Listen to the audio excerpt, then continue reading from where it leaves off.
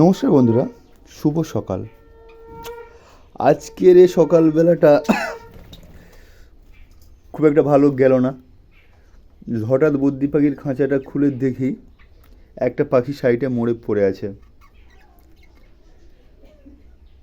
ঠান্ডার কারণে জালের উপরে কাপড় দিয়ে ঢাকা থাকে, হয়তো কাপড় দিয়েই কিছু একটা চোট করেছে। এই সেই পাখিটা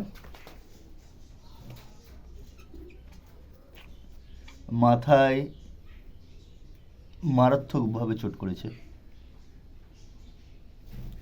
বোঝা যাচ্ছে না কিছুতে।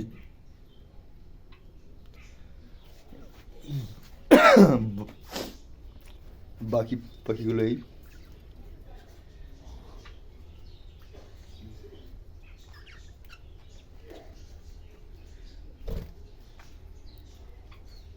এই পাখিগুলো যাতে না চোট হয় তার জন্য কি করা উচিত, এই একটু বন্ধুরা কমেন্ট করে জানাবেন।